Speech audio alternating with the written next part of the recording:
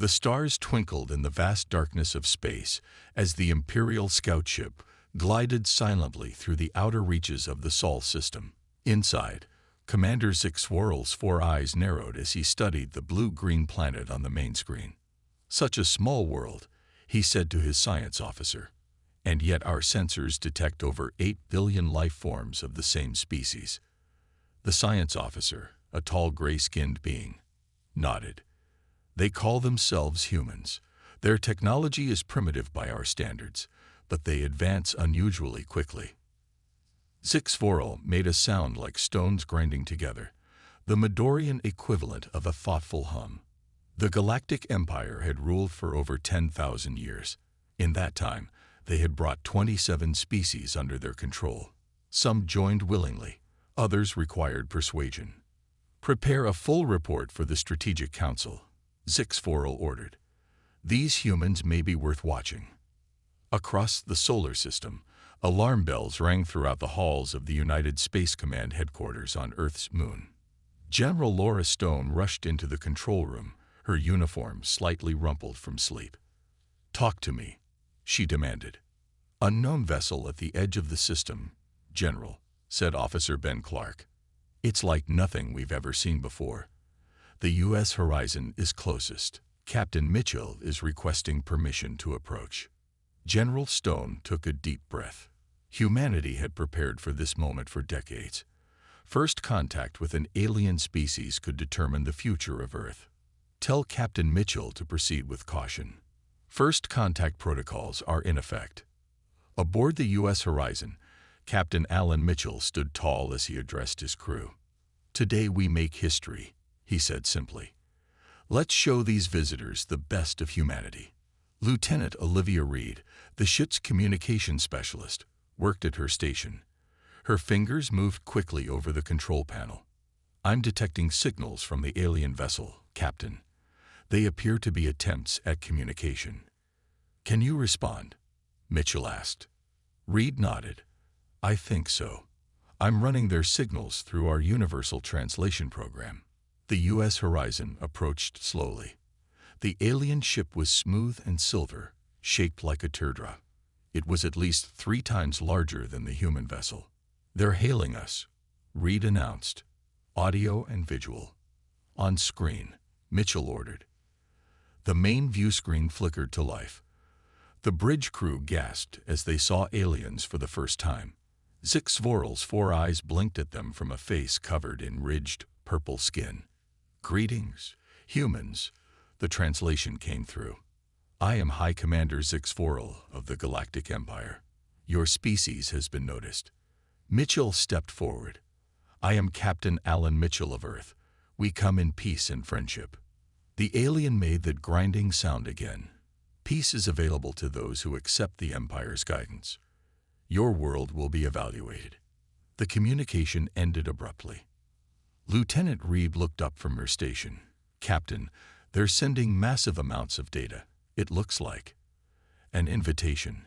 Coordinates for a meeting point near Jupiter." Meanwhile, on the Imperial capital world of Zorkaf Prime, the Strategic Council gathered. 12 beings from different species sat around a crescent table.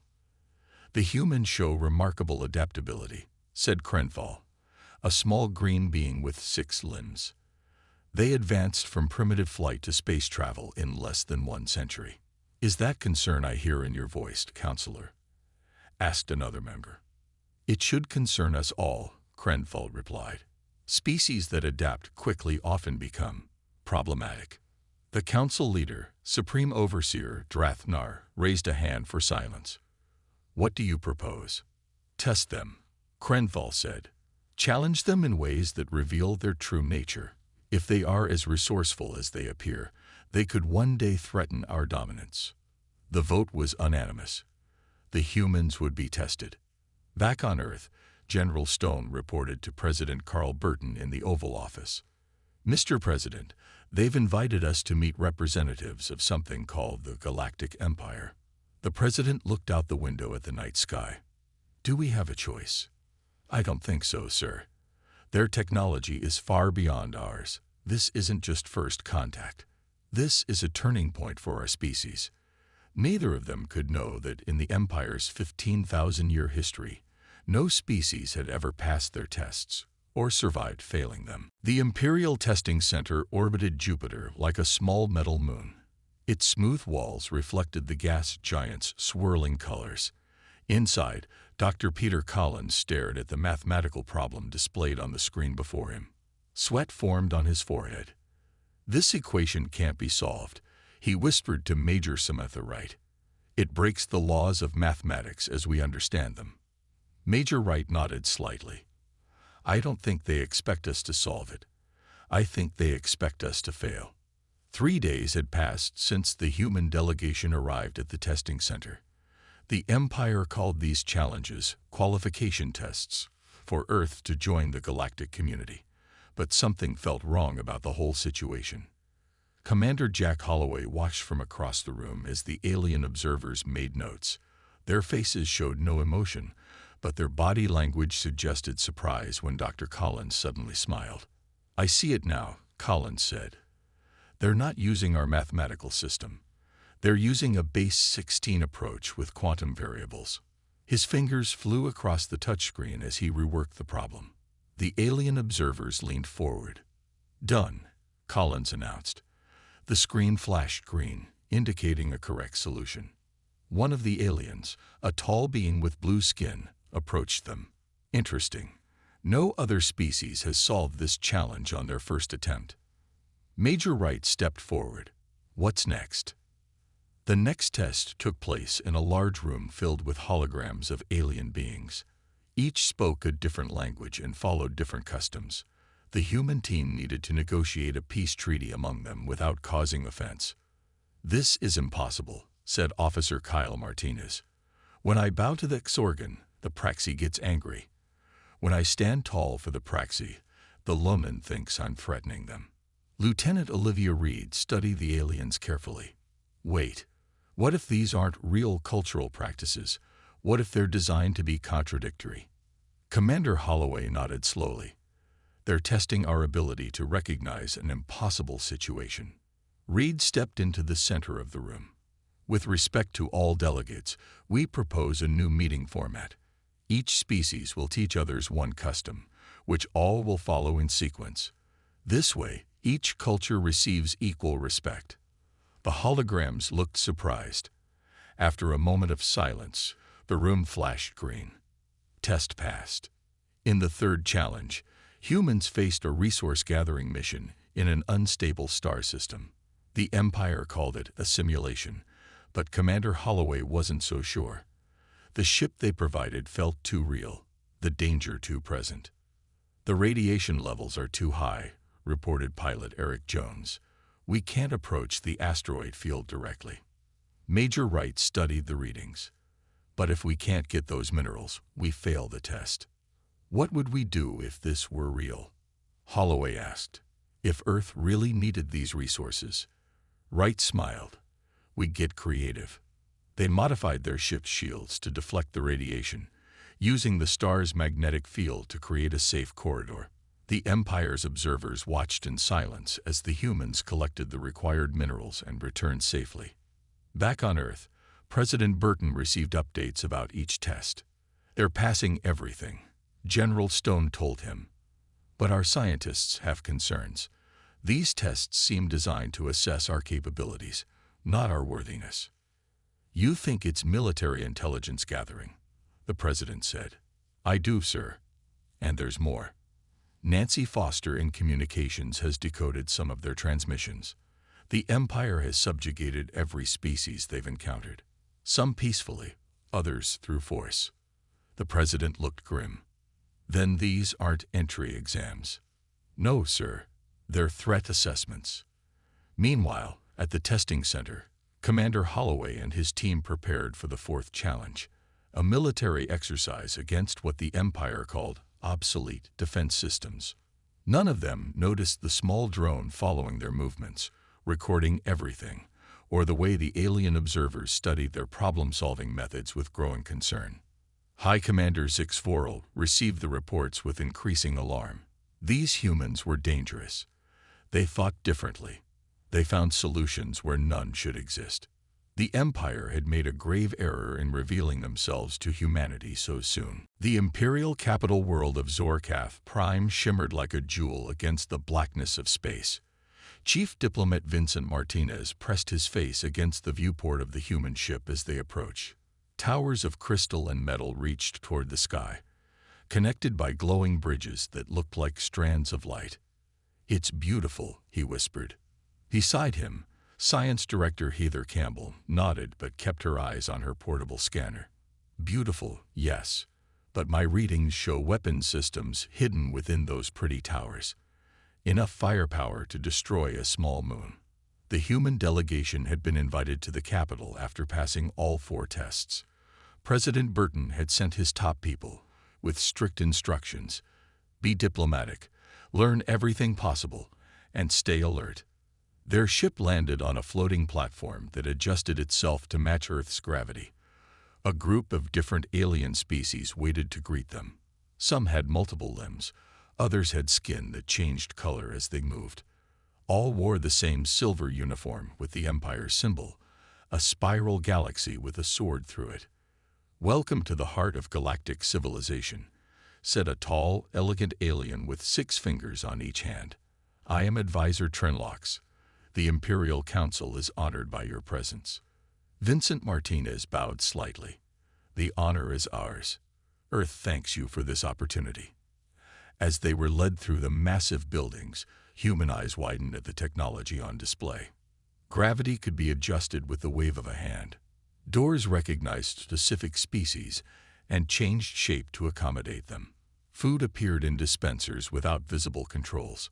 "This building is over 5,000 years old," Advisor Trenlox explained. "The Empire believes in permanence." What the humans didn't notice were the hidden scanners in every doorway. Each time they passed through, Imperial scientists collected data on their biology, brain patterns, and even the materials in their clothing. In a secure room deep within the Imperial Science Division, High Commander Zix Vorel met with the lead researcher. "What have you learned about these humans?" he asked. The scientist, a member of the Zeltor species with eyes that could see energy patterns, displayed several holographic images of human brain scans. "They are unique, Commander. Most species develop specialized mental pathways. The Quarry excel at mathematics. The Drath have superior spatial reasoning. But humans have unusual neural flexibility." "Meaning what?"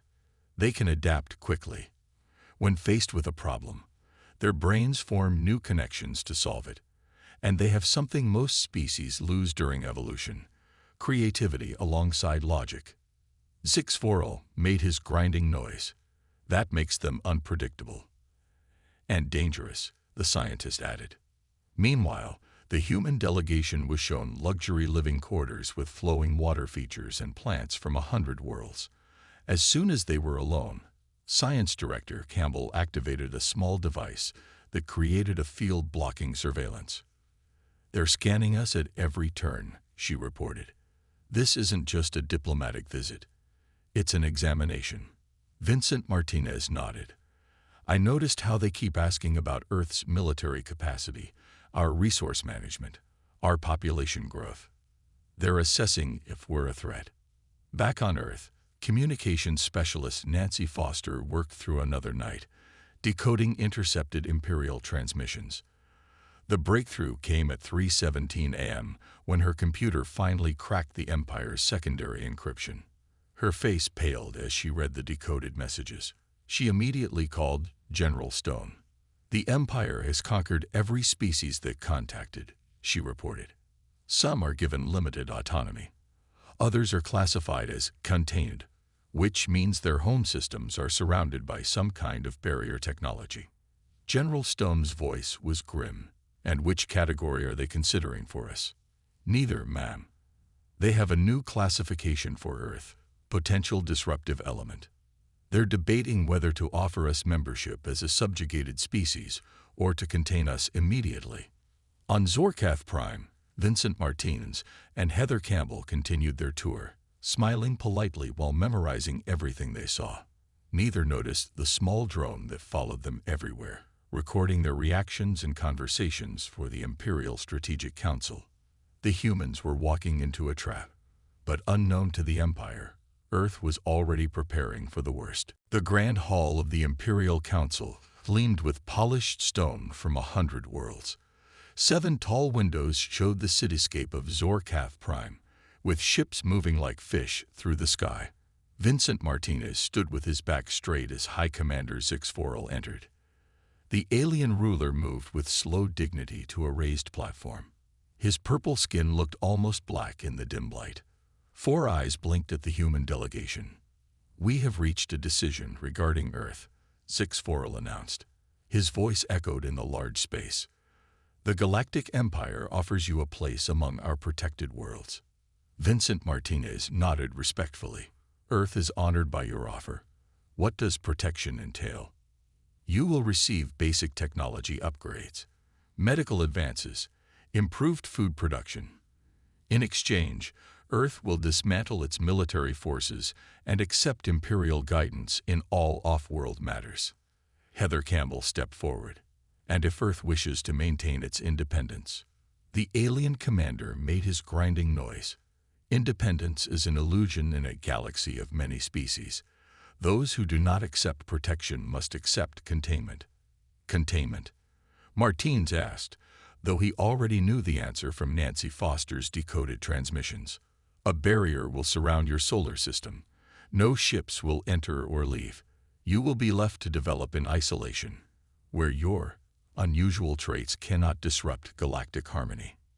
Martinez exchanged a quick glance with Campbell. This was exactly what they had feared. "We will deliver your terms to our leaders," Martins said carefully.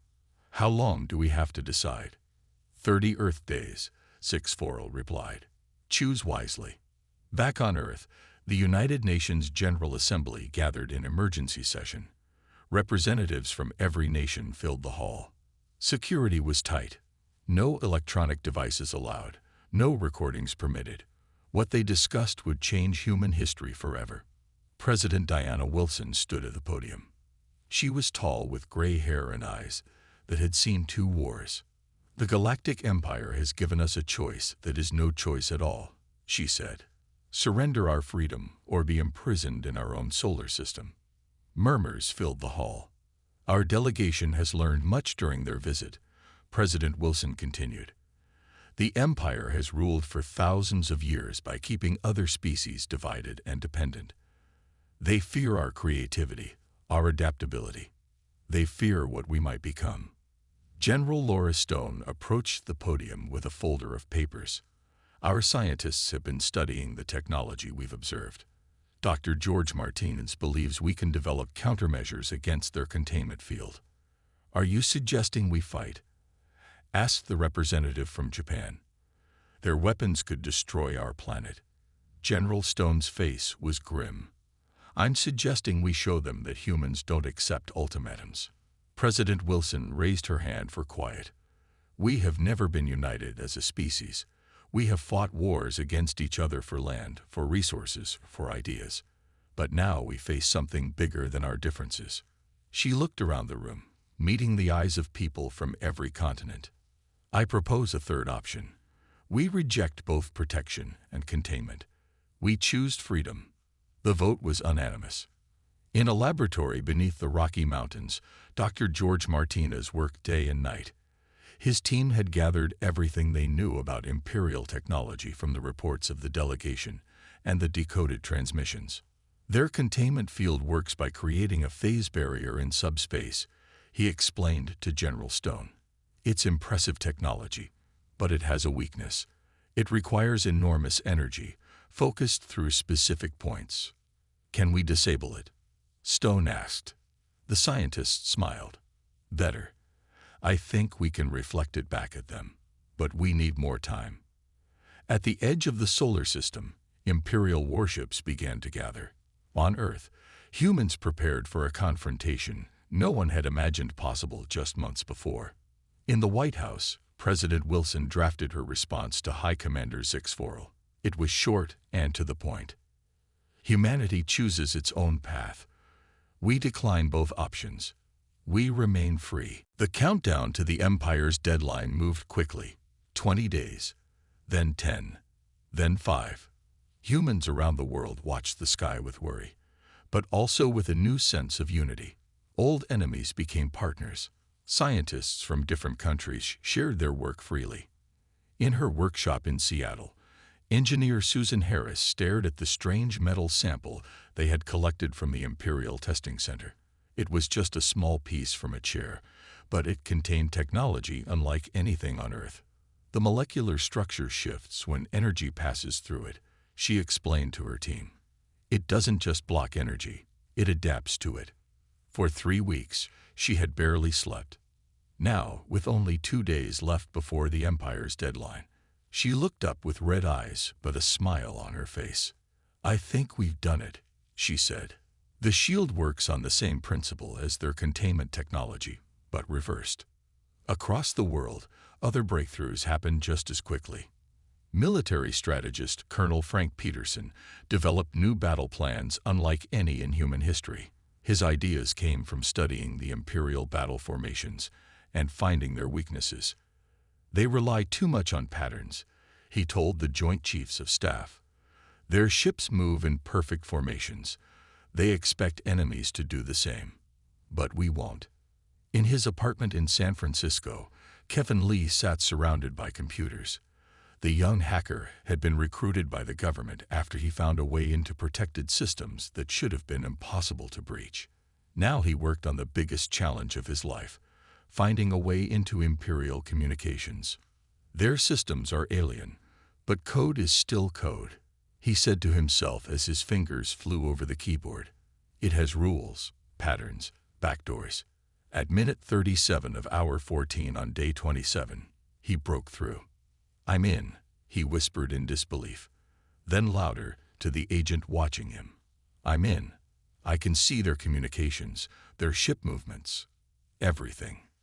When the deadline arrived, 50 Imperial warships moved toward Earth. Their massive hulls blocked the stars behind them. High Commander Zixvorel stood on the bridge of the lead ship, confident in his victory. No species had ever defied the Empire and survived. Begin containment procedures, he ordered. The Imperial fleet formed a perfect sphere around Earth's solar system. Their ships charged powerful weapons that would create the energy barrier, trapping humans forever in their small corner of the galaxy. But as they prepared to fire, something unexpected happened. Earth's supposedly primitive defenses came to life. Susan Harris's shield technology activated around key cities and military bases. The shields glowed blue against the night sky, visible to people below who cheered at the sight. Colonel Peterson's unusual tactics confused the Imperial fleet. Earth ships didn't move in the standard patterns the Empire expected. They darted between the larger alien vessels, too quick and unpredictable to target effectively. And through it all, Kevin Lee's hack into their systems caused chaos. Imperial captains received wrong orders. Their targeting systems showed false readings. Ships moved to incorrect positions. When the first Imperial vessel fired its containment beam, the energy hit Harris's shields and bounced back. The beam struck another Imperial ship, disabling it completely. 6 more ships fired with the same result. Their own weapons turned against them. In orbit around Mars, the human defense fleet engaged the confused Imperial ships. The battle lasted less than an hour. 7 Imperial warships were destroyed, and 3 more disabled before High Commander Zixvorel ordered a retreat. For the first time in over 300 years, the Empire had been defeated in battle. In the White House Situation Room, President Wilson watched the reports come in. Her face showed both relief and concern. We won this battle, she said quietly, but the war has just begun. Across the galaxy, news of the Empire's defeat spread quickly. On distant worlds, beings who had lived under Imperial rule for generations looked up at the stars with new thoughts. If humans could stand against the Empire, perhaps others could too. The Empire had made a grave miscalculation. By challenging humanity, they had created something they'd never faced before. Word of Earth's victory spread across the Empire like wildfire. On countless worlds, the news traveled in whispers, in coded messages, in secret meetings. The unbeatable empire had been defeated by a species that had only recently discovered space travel. On the moon of Niva II, Ambassador Lisa Blackwell stood before the Nivari Council. The Nivari were an ancient race of tall, thin beings with skin like polished copper. They had been one of the first species conquered by the Empire, thousands of years ago. Humans do not seek to replace the Empire, Lisa explained. We seek freedom for all species to choose their own path. The Nivari leader, an elder named Shentak, studied her with eyes that seemed to look through her. The Empire has ruled for 15,000 years, he said. Many have tried to fight them. All have failed. Lisa smiled. Until now. Back on Zorkath Prime, High Commander Zixvorel faced the Imperial Strategic Council. Anger burned in all four of his eyes. This defeat is temporary, he insisted. The humans caught us by surprise. It will not happen again. Councillor Krenthal looked skeptical. They adapted our own technology and used it against us. No species has ever done that before. We will crush them with overwhelming force, Zixvorel said. I have ordered our main battle fleet to converge on the human system. What the High Commander didn't know was that younger officers in his own military were beginning to question his judgment. Commander Velnax, born on an outer world and educated in Imperial military academies, had studied the battle reports carefully. The humans think differently than we do, she told a small group of trusted officers. They don't follow patterns. They improvise. Perhaps there is something to learn from them. Such talk was dangerous. The Empire did not tolerate dissent, but the seeds of doubt had been planted. Meanwhile, 3 major species secretly contacted Earth: the reptilian Sornax, the crystalline Kolfi, and now the ancient Nivari all offered to join humans in their stand against Imperial rule. In the United Nations building, President Wilson met with representatives from these alien races. Together, we are stronger, said Krelve of the Sornax, his scaled skin gleaming under the lights. The Empire keeps us separated, playing worlds against each other. That ends now. The Kolfi representative, a being made of living crystal, chimed in with a voice like bells.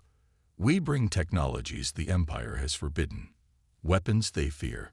Ambassador Blackwell described the Nivari's contribution. They know the Empire's history, its weaknesses. They've been waiting for this moment for millennia. President Wilson looked at the strange assembly, the first true alliance of free species in the galaxy's recent history. Then let us begin, she said simply. The Empire's main fleet arrived at the edge of the solar system 3 Earth months later. 500 warships, the largest force assembled in centuries. But they found not just Earth waiting for them. Ships from the Sornax, Kolfi, and Nivari joined the human fleet, and they were ready. When the battle began, the Empire expected to crush the rebels quickly. Instead, they faced tactics they had never seen before. Human unpredictability combined with Sornax power, Kolfi stealth technology, and Nivari strategic wisdom.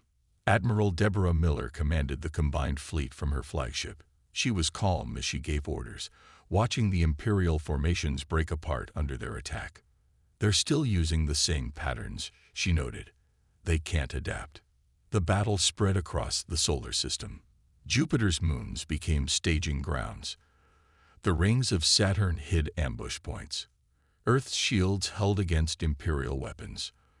When the fighting ended 3 days later, over 100 Imperial ships had been destroyed or captured. The rest retreated in disarray.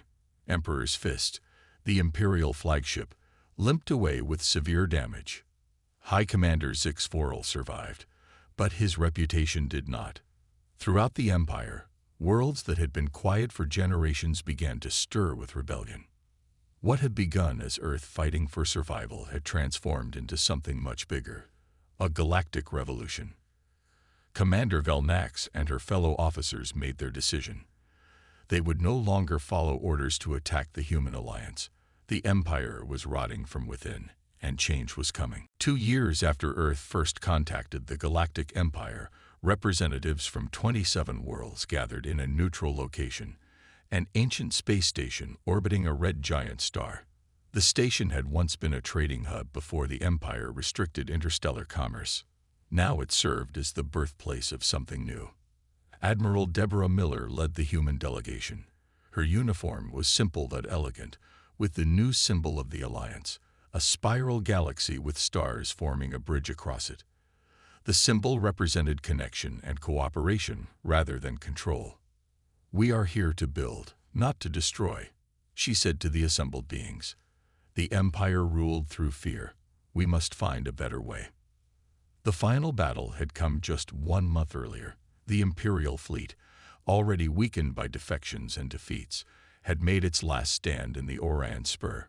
Admiral Miller's smaller but more agile fleet had trapped the Imperial warships between the gravity wells of twin neutron stars. High Commander Zix Forel had not gone down with his ship. Instead, he had ordered a retreat, then sent a message requesting peace talks. After 15,000 years, the Empire had fallen in less than 2 Earth years. Now former Imperial worlds and newly freed species sat together to decide their future. Some wanted revenge. Others feared chaos without Imperial control. The Niveri elder, Shen Tak, spoke first. "For millennia, we dreamed of this day. But freedom brings responsibility. We must not become what we fought against." One by one, representatives shared their hopes and fears. The reptilian Sornax wanted strong defenses against external threats. The crystalline Kolthi sought free exchange of knowledge.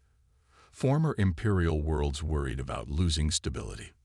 Through it all, the human delegates listened more than they spoke. When Admiral Miller finally stood to address the gathering again, she proposed a structure unlike anything the galaxy had seen before. "We suggest a galactic cooperative," she said, "not an empire, not a union, but a gathering of equals. Each world governs itself.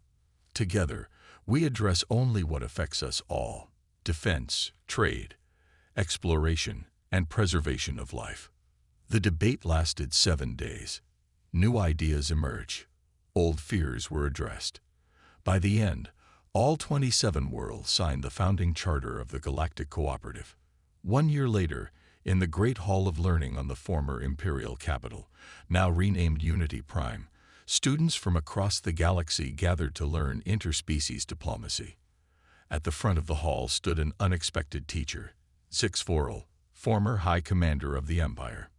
He looked older now, his purple skin faded to lavender. But his 4 eyes were clear as he addressed the young beings before him.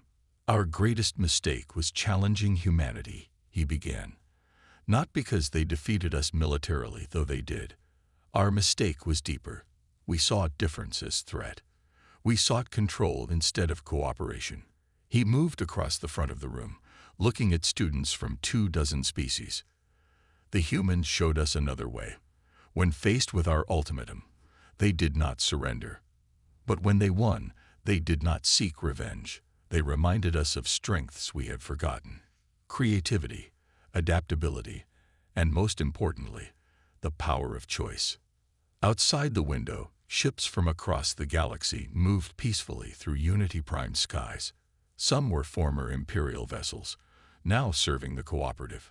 Others were new designs, merging technologies from multiple worlds. Among them was the U.S. Horizon Aya, Earth's newest explorer ship. Its mission was no longer defense but discovery, charting regions of the galaxy no species had yet visited. On its bridge, Captain Alan Mitchell's son, Ryan Mitchell, followed in his father's footsteps. But unlike his father's first contact, young Captain Mitchell led a crew with members from 7 different species. As their ship passed the Academy building, Zix Forel paused in his lecture. 4 eyes gazed upward as the human vessel disappeared into the distance. "Perhaps," he told his students, "challenging humanity was not our mistake after all. Perhaps it was exactly what the galaxy needed."